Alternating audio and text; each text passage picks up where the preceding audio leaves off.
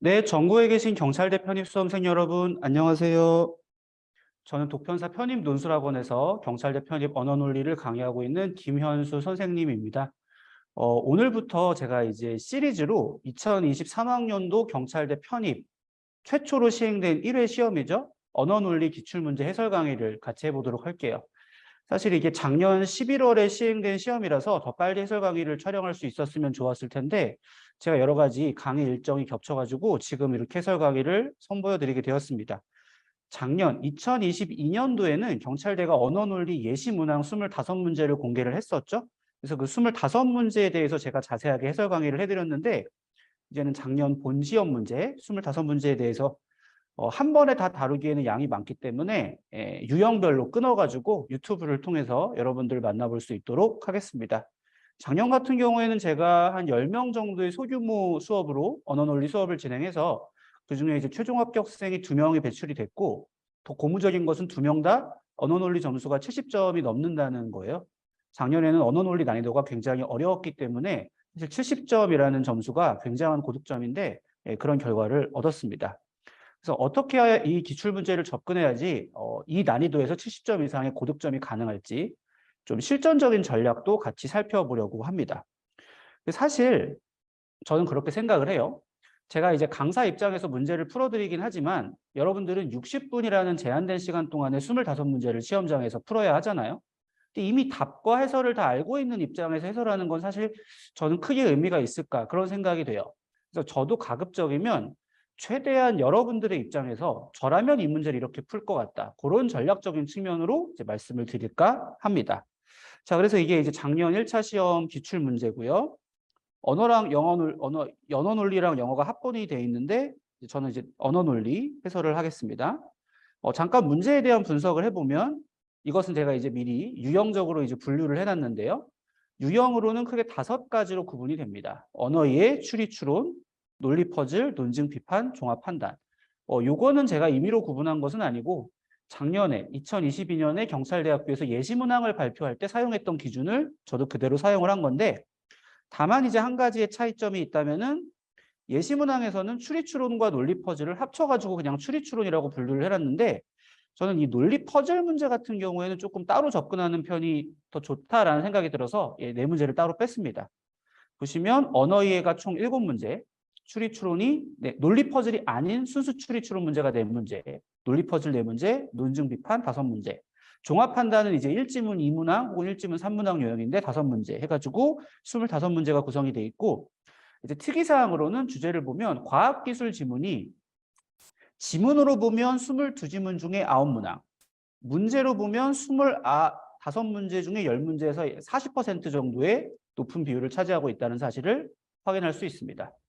그리고 전체적인 난이도는 뭐 후기 같은 걸 보셨으면 아시겠지만 굉장히 높았다. 작년에 공개된 뭐 예시문항 같은 경우에는 7급 피셋보다는 살짝 어렵고 그래도 5급 피셋보다는 조금 쉽다라는 평이 대다수였는데 이번에 공개된 본고사 기출문제를 보게 되면 5급 피셋보다 훨씬 어렵고 리트와 피셋을 합쳐놓은 느낌이다. 그거보다 더 어렵다. 굉장히 난이도가 어렵다는 평이 대다수였어요. 그리고 실제로 제가 문제를 풀어본 결과로도 정말 어렵습니다. 그래서 이번 시간에는 그중에서 언어이해 문제에 대해서 1, 2, 3, 4, 5, 6, 7번 문제에 대해서 살펴볼 건데 이것도 7문제를 다 풀면 시간이 너무 많이 오래 걸리니까 두 파트로 끊어서 오늘은 1번부터 4번까지 문제에 대해서 같이 살펴보도록 할게요. 그래서 가급적이면 해설 강의를 들으실 때는 문제를 미리 푸시고 그 다음에 해설 강의를 듣는 게 여러분들 학습 효과가 더 좋으실 겁니다. 자, 그런데 제가 오늘 1번부터 4번까지를 풀어드린다고 말씀을 드렸는데 1번부터 4번까지 문제 난이도가 굉장히 높아요. 보통 이런 종류의 언어의 문제는 웬만하면 특정 부분의 정답의 근거가 이렇게 명시적으로 있어가지고 그래도 학생들이 한 초반에 한 4번에서 6번 정도까지는 빨리 풀 수 있게끔 배려를 해주는 편인데 이 문제들의 경우에는 지문을 읽어도 선지에서 지문의 근거가 명확히 보이지를 않습니다. 자, 그러면 이제 어떤 문제가 있냐면 심리적으로 위축이 돼요. 처음에 초반부 4문제가 이렇게 어려우면 심리적으로 위축이 돼가지고 뒤에 있는 문제를 푸는 데까지도 지장이 생기게 됩니다. 자, 그럼 그런 거에 대한 전략까지 해서 한번 지금부터 이제 문제를 같이 풀어보도록 할게요. 저는 이제 습관인데 항상 이렇게 지문 문제에서는 이렇게 문제 앞에 이렇게 문단 번호를 붙이는 편이에요. 이거 뭐 번호 붙이는데 오랜 시간이 걸리지 않으니까 가급적이면 번호를 붙이는 것을 추천을 드리고 있습니다. 자, 한번 읽어볼까요? 다음에서 알 수 없는 것은 이네요. 다양성을 옹호하는 견해와 토론 문화 사이에 어떤 관계가 있을까? 상대주의에 호소하는데 상대주의는 보편 가치가 없으므로 옳은 것이 다른 문화에서 그럴 수가 있다고 주장한다. 자, 그러면서 중요한 논리학적 진술 하나가 나옵니다.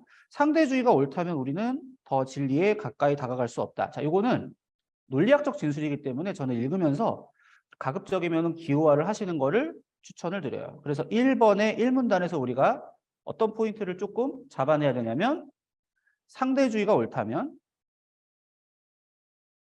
우리는 진리에 다가갈 수 없다. 자, 그러면 우리가 자연스럽게 이게 이제 명제잖아요. 명제, 대우가 참이기 때문에 자동으로 뭐가 추론이 되냐면 우리가 진리에 다가설 수 있다면 그것은 뭐가 옳지 않다는 거다? 상대주의가 옳지 않다는 거다. 이렇게 추론이 됩니다. 이런 논리학적 진술을 여러분들이 예민하게 반응해서 읽어야 돼요. 그래서 이 시험의 이름이 언어 논리인 거예요. 좀 더 볼게요. 만일 우리가 진리에 다가갈 수 없다면 토론은 시간 낭비다. 시간 낭비라면 토론은 의미가 없지만 상대주의를 거부할 때 생기는 문제는 과연 우리가 다양성을 옹호할 수 있겠는가. 자, 여기서도 똑같이 논리학적 진술을 제가 잡아낼게요. 자, 어떻게 잡아내냐면 잘 보세요. 아하. 자, 진리가 무의미하다면, 진리가 없다면 토론은 무의미하다. 라는 진술이 있는 거니까. 자, 역시 마찬가지로 뭘 잡아낼 수 있냐면 토론 문화가 유의미하다는 것은 진리가 있다는 것이다. 자, 그리고 상대주의가 옳다면 진리가 없고 진리가 없다면 토론이 무의미한 사실로부터 우리가 모두 잡아낼 수 있냐면 상대주의가 옳다면 토론이 필요 없다는 사실도 잡아낼 수 있고 마찬가지로 대우를 취해서 토론이 필요하다면 토론이 유의미하다면 상대주의가 옳지 않다. 다 잡아낼 수 있는. 그러니까 1문단에서 논리적으로 추론할 수 있는 내용들이 되겠습니다. 자, 이거 한번 체크해 보세요. 1문단은 이 정도. 2문단으로 넘어갈게요. 토론 문화는 누구나 동의하게 될 올바른 삶의 유일한 방식을 토론을 통해 찾을 수 있음을 전제하지 않는다. 토론 문화는 다양한 견해들과 양립할 수 있다. 그러니까 토론 문화 저는 이렇게 쓸게요. 얘는 논리적 진술이라고 볼 필요 없을 것 같아요. 그냥 토론 문화와 다양성이 양립할 수 있다. 뭐가 아니다. 획일성이 아니다. 이렇게 잡으시고 이를테면 자, 여기서 이를테면 사례죠. 사실 사례에서는 어떤 새로운 논리학적 진술이 유의미하게 주어지기가 어려워요. 그래서 그냥 러프하게 읽을게요. 쭉 친구 훌륭한 삶을 사는 방식 다를 수 있다. 왜 다양성 존중하니까 예컨대 안 읽습니다. 왜 새로운 정보 없을 테니까요. 토론 문화를 승인한다는 것은 삶의 방식이 다 훌륭한 것은 아니며 어느 정도 우리의 믿음과 가치에 의존하며 검토와 비판을 통해 개선할 수 있다는 생각을 요구한다. 마지막에 유의미한 진술. 그렇다면 토론 문화가 의미 있다는 사실은 진보의 가능성을 함축한다. 아, 이것만 체크하면 돼요. 토론은 뭐를 함축한다? 진보를 함축한다. 그럼 우리가 이제 어떻게 또 읽을 수 있냐면 진보의 가능성이 없다면 토론은 무의미하다. 자, 이렇게 파악할 수 있겠죠? 자, 3문단으로 가겠습니다. 도덕과 관련해서도 진보가 있다. 이를테면 노예제가 없는 사회가 노예제가 있는 사회보다 진보한 것처럼 보이는데 이러한 개념에도 문제가 많다. 뭐 예시를 들어요. 예시는 뭡니까? 그냥 진보가 많은 문제, 개념 이렇게 보시면 돼요. 안 읽습니다. 러프하게 넘어갈게요. 그렇다고 진보 개념 폐기할 필요는 없다. 왜? 무엇을 진보로 여길 것인지에 대한 견해차가 있을 수 있으며 일직선으로 이루어지는 것은 아니다. 그러니까 진보에도 다양성이 존재한다. 이렇게 보면 진보의 다양성이 존재한다. 따라서 여러 가지 진보가 있다. 마지막 끝까지 봐. 진보의 다양성이 있다는 말밖에 없어요. 그럼 3문단은 그냥 뭐만 체크하면 되냐면은 진보, 얘도 다양성이다. 그러니까 뭡니까? 하나의 진보 개념만 있지 않다. 지금 제가 읽으면서 어떤 거를 추려했는지 보세요. 저는 논리적으로 의미가 있는 진술만을 추렸어요. 이렇게. 물론 여러분들이 이제 논리학적으로 훈련이 많이 되시게 되면 요거를 필기하지 않고도 이제 머릿속으로 다 집어넣어서 판단할 수가 있겠습니다. 사실 그게 더 좋은 방식이고요. 우리가 추구해야 될 목표인데 지금은 이제 훈련하는 단계니까 이 정도의 내용을 추린 상태에서 선지 판단을 갈게요. 자, 선지 판단 됐는지 1번 알 수 있죠. 자, 여기서 보시면 토론 문화가 의미 있다면 진리에 다가갈 수 있다. 우리가 추론했던 내용이죠. 1문단. 선지 근거로는 1문단. 맞는 내용이에요. 2번. 상대주의가 옳거나 진보가 가능하지 않다면 토론 문화는 의미가 없다. 이 선지가 까다로운 이유는 1문단과 2문단의 내용을 합쳐야 되는데, 자, 아까 진술 필기한 걸 볼게요. 이 부분. 상대주의가 옳다면, 이거 지워졌네요. 보세요. 상대주의가 옳다면 토론 문화 무의미하다. 1문단에 있었고, 그 다음, 진보가 가능하지 않다면 토론 문화 무의미하다. 이 두 개가 합쳐서 나오는 게 2번 선지예요.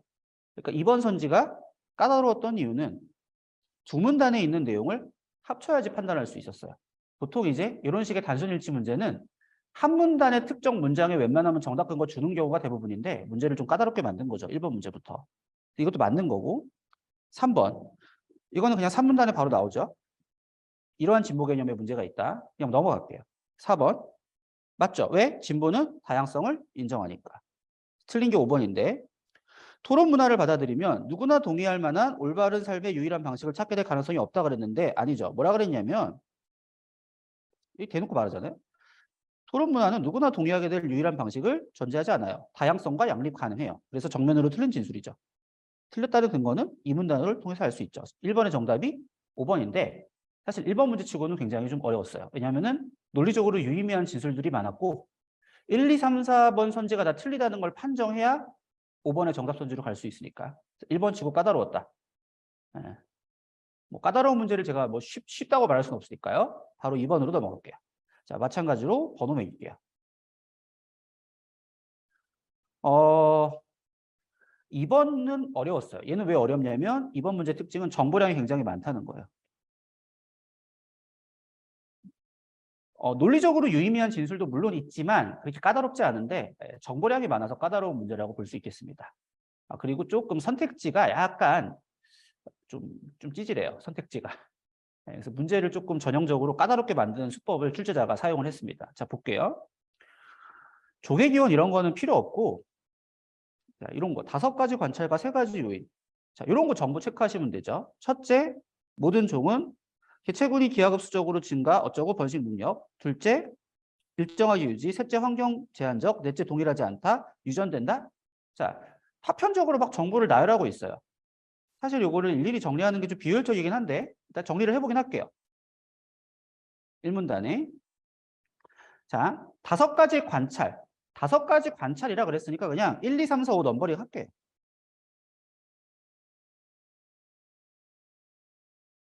분명히 이것들 중에 어떤 것은 문제 푸는데 결정적 정보로 사용이 될 거고 어떤 거는 아닐 텐데 지금은 우리가 읽는 입장에서 뭐가 사용되고 뭐가 사용 안 될지 판단할 수는 없으니까 자, 첫 번째는 모든 종은 이 보편 양화사입니다.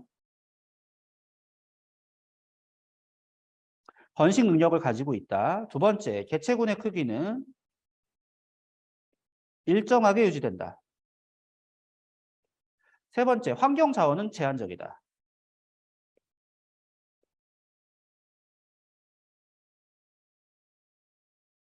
네 번째, 동일한 개체는 없다.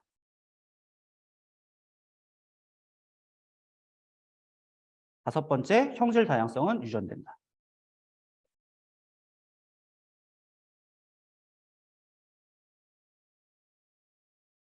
이 문단 갑니다. 자, 필요 조건. 자, 여기서 논리적으로 하나 체크할게요. 자, 필요 조건. P면 Q라고 할 때 Q를 P이기 위한 필요 조건이라고 합니다. 동치는 나Q이면 나P이다. 나Q이면 나P라고 할 때 Q를 P이기 위한 필요 조건이라고 합니다. 이것은 매우 빈번하게 출제되는 논리학적 개념이니까 꼭 정리를 해두세요. 그래서 2문단 필요 조건에 대한 진술 3가지.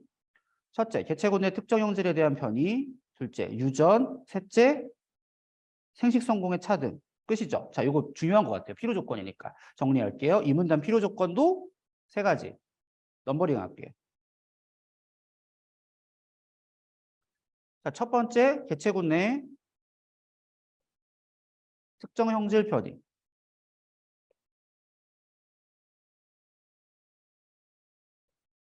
둘째 변이의 유전 가능성. 이거 없으면 자연 선택이 일어나지 않는다는 거예요. 하나라도 없으면 필요 조건이니까. 셋째는 생식 성공 능력 차등. 누구는 잘하고 누구는 못하고.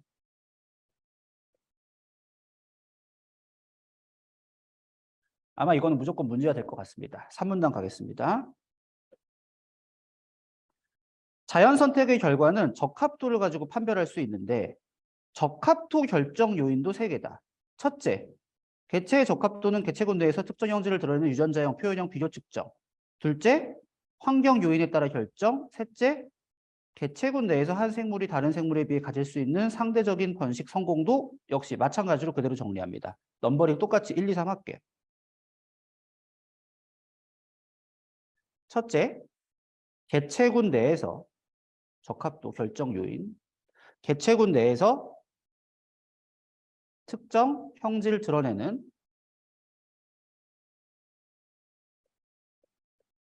서로 다른 유전자 혹은 표현형 비교. 이거는 제가 어떻게 줄여서 쓸 수가 없을 것 같아요. 그대로 가야 될 것 같아요. 그 다음에 둘째가 환경의 요인에 따라 결정. 그러니까 환경 요인. 적합도 결정 요인이라고 했으니까요. 환경 요인이라고 쓰면 될 것 같아요. 셋째는 상대적인 번식 성공도. 근데 어디에서? 자, 개체군 내에서. 같은 개체라는 거죠. 한 생물이 다른 생물에 비해. 제가 지금 범주에 예민하게 반응하고 있는데 서로 다른 개체군이 아니라 하나의 개체군 안에서, 그러니까 같은 생물 개체인 거예요. 거기서 생물 개체의 상대적 번식 성공도라는 거예요.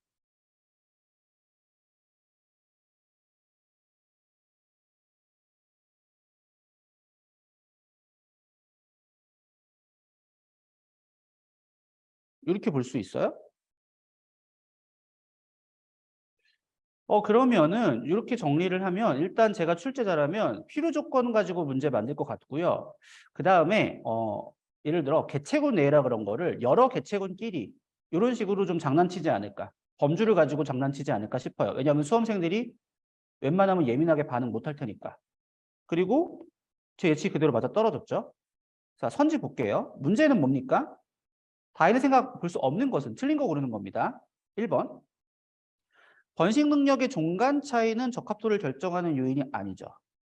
1번이 틀렸습니다. 적합도 결정 요인에 뭐라고 되어 있냐면 개체군 내에서 한 생물이 다른 생물. 여러분, 개체보다 상위 개념이 종이죠. 맞죠? 개체군보다 상위 개념이 종이에요. 그러면은 종간 차이가 아니라 하나의 개체군 안에서 생물끼리의 차이니까 1번은 뭡니까? 범주를 틀리게 쓴 거죠. 종간 차이가 아닌 거예요. 사실 이렇게 범주 진술에 민감하게 반응하지 않으면 1번을 보고도 되게 맞는 말 같은데라고 해서 넘어가기 쉬워요. 자, 사실 여러분 이 문제를 접근하는 가장 좋은 우월 전략은 1번이 명확하게 답이 아니잖아요. 시험장에서 2, 3, 4, 5번 오답 분석을 하시면 안 돼요.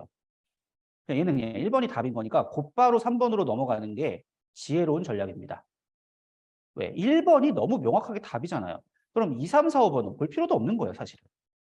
그러니까 여러분 1번이나 2번에서 정답이 나오잖아요. 3, 4, 5번 보지 말고 과감하게 넘길 수 있는 용기가 필요합니다. 언어 논리 시험을 잘 보려면.